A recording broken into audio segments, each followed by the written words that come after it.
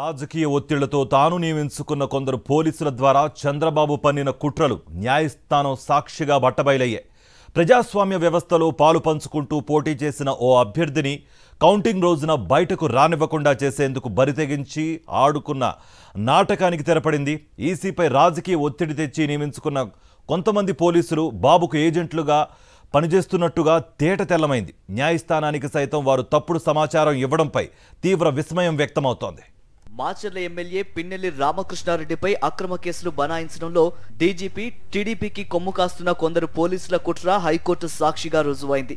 Palvai gate polling కేంద్రంలో EVM ధ్వంసమైన రోజు ఉదయం నుంచి ఏం జరిగిందో వాస్తవాలను వెల్లడించకుండా ఎడిటెడ్ వీడియో ఆధారంగా పిన్నెల్లి అరెస్టుకు ఎన్నికల కమిషన్ ఆదేశించిన విషయం తెలిసిందే. ఈ కేసులో మధ్యంతర ముందస్తు బెయిల్ కోసం హైకోర్టును ఆశ్రయించిన ఎమ్మెల్యే పిన్నెల్లి ఈ నెల 23న సానుకూల ఉత్తర్వులు పొందడం విదితమే.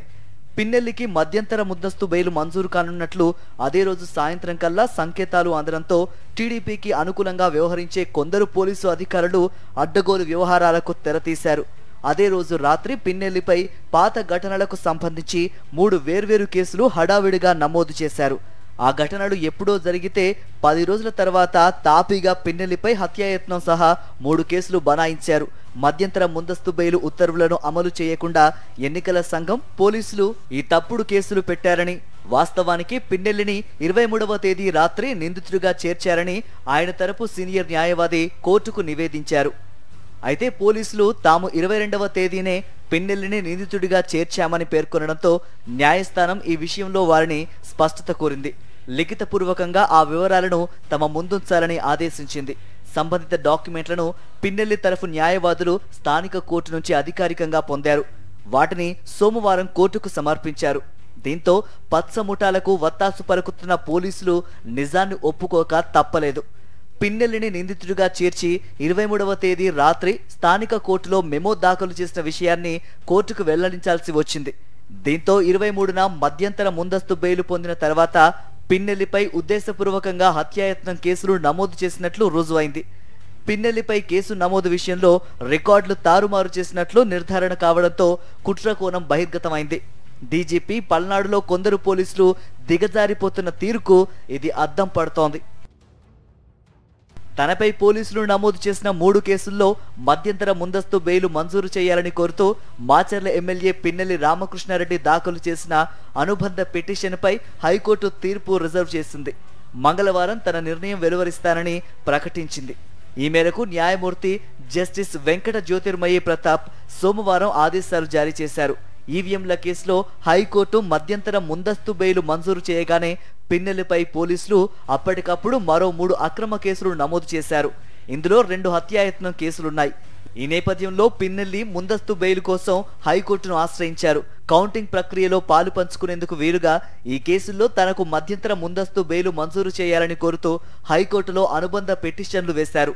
పిన్నెల్లి దాఖలు చేసిన ఈ వ్యాజ్యాల్లో బాధితులు నంబూరు శేషగిరిరావు, నాగ శిరోమణి ఇమ్లీడ్ అవుతున్నారని, ఆ మేరకు అనుబంధ వ్యాజ్యాలు దాఖలు చేశామని విచారణ సందర్భంగా టీడీపీ లీగల్ సెల్ అధ్యక్షుడు సీనియర్ న్యాయవాది పోసాని వెంకటేశ్వర్లు కోర్టు దృష్టికి తెచ్చారు.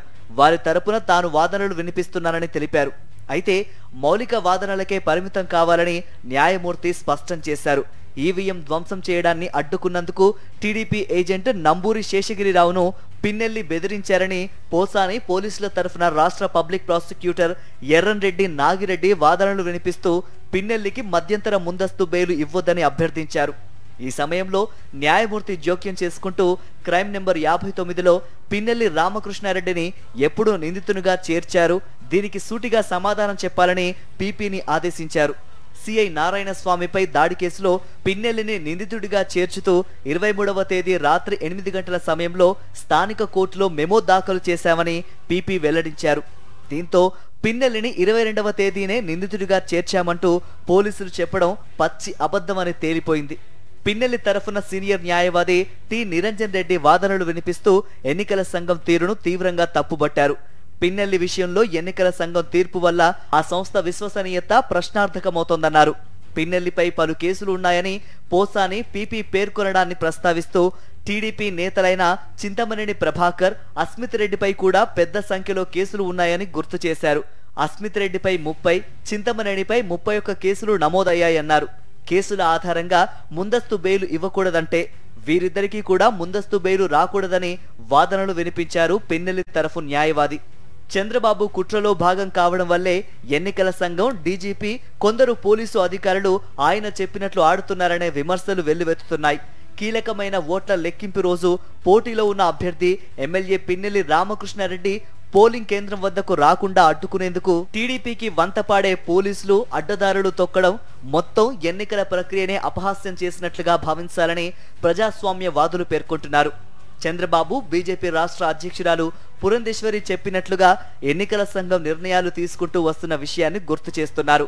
క్షేత్రస్థాయి పరిస్థితులపై అవగాహన ఉన్న పోలీసు అధికారులను ఆకస్మికంగా బదిలీ చేసి పురంధేశ్వరి సూచించిన జాబితాలోని వారిని నియమించడంతోనే అడ్డదారులు తొక్కే వ్యవహారం ప్రారంభమైందని స్పష్టం చేశారు.